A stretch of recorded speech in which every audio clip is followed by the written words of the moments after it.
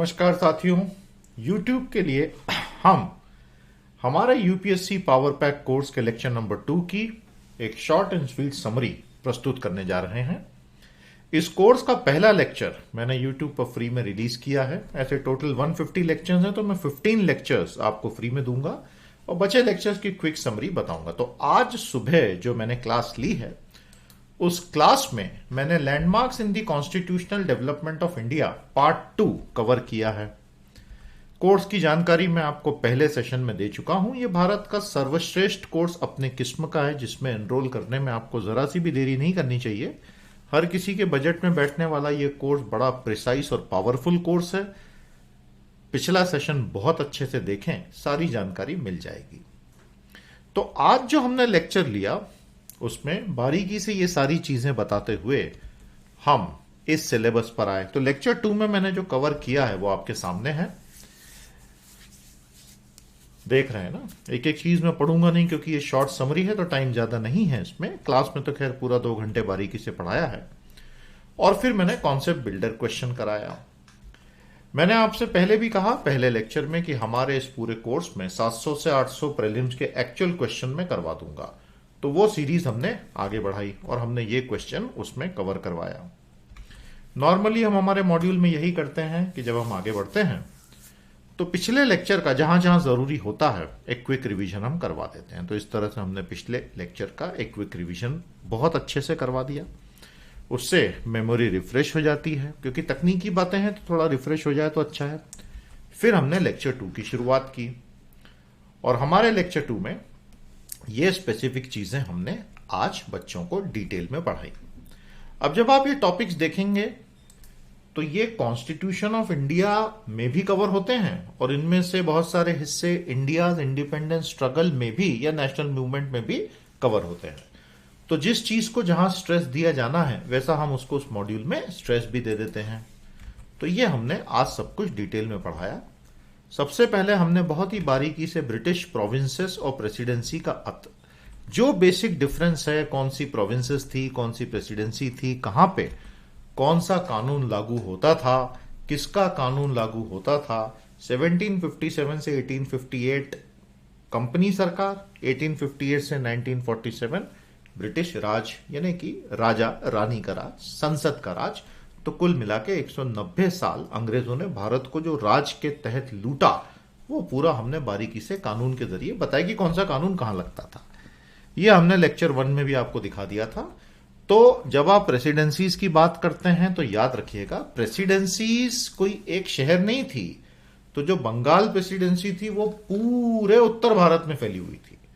उसी तरह मद्रास यानी पूरा दक्षिण भारत, और बॉम्बे प्रेसिडेंसी यानी पूरा का पूरा पश्चिम, और यहां तक कि यमन तक, अदन।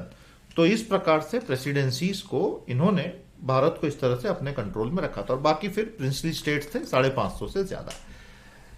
जैसा हमने हमारे लेक्चर 1 में पूरे डिटेल में आपको 2.5 घंटे में सब कुछ, आप बहुत अच्छा भी लग रहा है लोगों को वो लेक्चर। मुझे बहुत खुशी है कि आपको फायदा हो रहा है उससे, वेरी गुड। तो हमारा पावर पैक का कोर्स, जो पूरा कोर्स है, ये एक प्रीमियम पेड कोर्स है। हालांकि उसकी फीस इतनी अफोर्डेबल है कि आप दिल्ली में या किसी भी बड़े शहर में जाएंगे तो नॉर्मली 1, 2, 2.5, 3, 4 लाख तो आपके कहां 2-3 सालों में खर्च हो जाएंगे, पता ही नहीं चलता है। उससे ज्यादा ही होता है आजकल, given the inflation and all. हमारा कोर्स आपको आपके घर के कंफर्ट में at a fraction of that price सबसे बढ़िया एजुकेशन करवा देता है। समझदार को इशारा काफी, आगे बढ़ के आप एनरोल करें तो आपको फायदा ही फायदा होना है।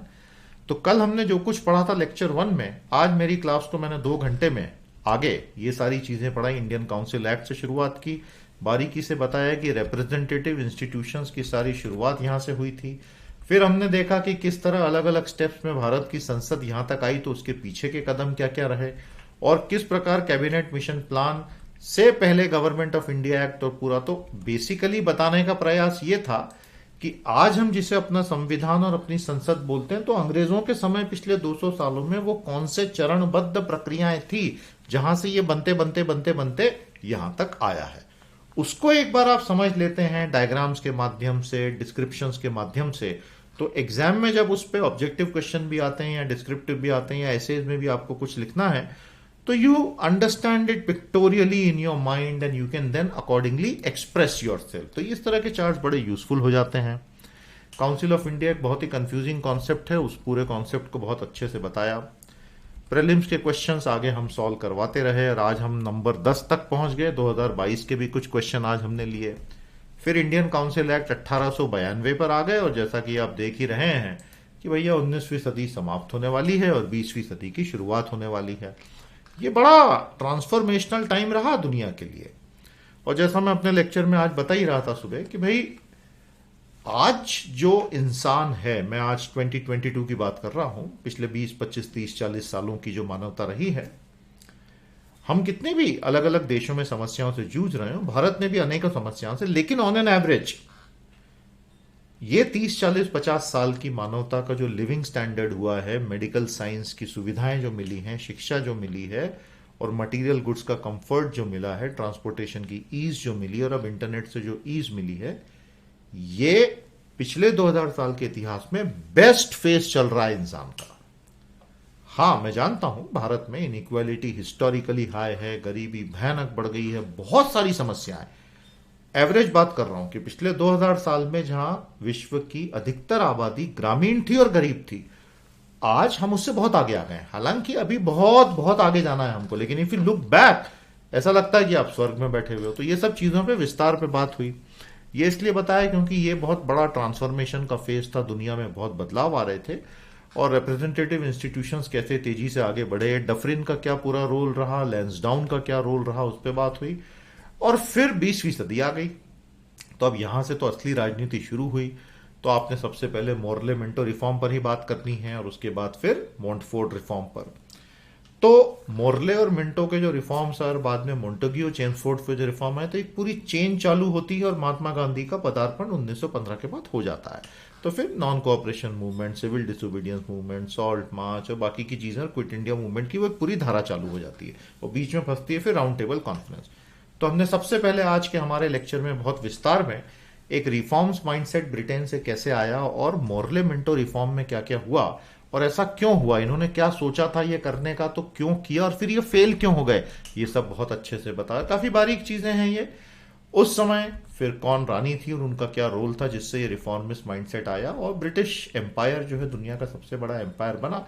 लॉर्ड कर्जन ने जो बदमाशी करके बंगाल का पूरा पार्टीशन किया और उससे जो भारत में एक स्वतंत्रता आंदोलन को नया जीवन मिला, स्वदेशी आंदोलन। लेकिन हिंदू और मुसलमानों के बीच में एक भेदभाव तो बढ़ ही गया ये होने के बाद, क्योंकि ईस्ट और वेस्ट में जब बांटा तो उससे दूसरी बहुत सारी लॉन्ग लास्टिंग प्रॉब्लम्स खड़ी हो गई। इसके ऊपर विस्तार में बात हुई। पैरेलल में हम क्वेश्चंस कराते रहे और हमने 2022 का भी एक क्वेश्चन ले ही लिया आज। हालांकि इस मॉड्यूल में आगे बहुत कुछ होगा और ये 26 स्टेप का डायग्राम मैंने आपको पहले लेक्चर में पूरा बताया था। आज ये फिर से आया और स्टेप बाय स्टेप में बताते जा रहा हूं कि मैंने क्या कवर किया, कैसे कवर किया और क्या क्या चीजें हम पढ़ते चले जा रहे हैं।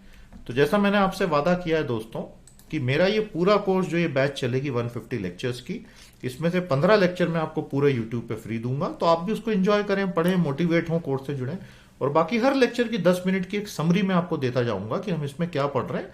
आई होप इससे भी आपको एक जनरल डायरेक्शन तो मिलेगा ही कि हमको कैसे पढ़ाई करनी चाहिए, क्या करना चाहिए इत्यादि। And I hope it helps you. आपकी फीडबैक मुझे जरूर देते चलिएगा। तो ये 26 स्टेप हमने इसमें कवर किए। फिर मोंटफोर्ड रिफॉर्म आ गए, यानी मोंटेग्यू चेम्सफोर्ड। बेसिकली भारत के जितने भी नेशनलिस्ट लीडर्स थे, प्राइमरीली वो इंडियन नेशनल कांग्रेस की छतरी में ही थे और उन सबका अल्टीमेटली भाई या तो होम रूल हो या हमको स्वराज्य मिले या डोमिनियन स्टेटस मिले, इस तरह की मांगे लगातार उठ रही थी और अंग्रेज उसको देने के मूड में तो थे नहीं। और कांग्रेस से भयंकर अब अंग्रेज जो है नाराज रहने लग गए थे, क्योंकि कांग्रेस तो खुलकर अब बगावत पर ही उतर आई थी कि भाई आजादी चाहिए देश को। महात्मा गांधी हो, नेहरू हो, कोर्टों में जब गिरफ्तार होकर पेशी होती थी तो जज उनको देख के पहले खड़े हो जाते थे और वो आंख में आंख डाल के जज को बोलते थे कि अगर अपने देश के लिए तुम लोगों से गद्दारी करना सिडिशन है, गद्दारी है, तो डाल दो जेल में हमको। हम ये गद्दारी बार बार करेंगे क्योंकि तुम हो ही नहीं, तुम तो फॉरेनर हो ना, तुम यहाँ क्या कर रहे हो। तो इस तरह की बहुत सारी बातें हैं जो इसमें कवर होंगी। यहां पर जब हमने मोंटफोर्ड रिफॉर्म में डुअल फॉर्म ऑफ गवर्नमेंट की बात की, ये 2022 का क्वेश्चन है, तो वो मैंने बहुत अच्छे से करा दिया। इसी साल का ये क्वेश्चन भी है और ये हमने इसमें कवर किया। उसमें मैंने ट्रिक भी बहुत अच्छे से समझा दी। तो आप देख रहे हैं कि रनिंग सीरीज में हम क्वेश्चन 10 तक आ गए हैं। टोटल कोर्स खत्म होगा तब तक मैं 750-800 क्वेश्चन इस तरह से करा चुका हूंगा। महिलाओं के वोटिंग राइट्स का क्या हुआ और उससे संबंधित इश्यूज क्या थे। पब्लिक अकाउंट कमेटी आप जानते ही हैं, लोकसभा राज्यसभा की कमेटी कल्चर बहुत महत्वपूर्ण है, हाल के सालों में कमजोर हुआ है। Public account committee actually Montford reform के जरिए ही बनी थी, तो उसके तो 100 साल पूरे हो चुके हैं, बहुत बड़ी बात है।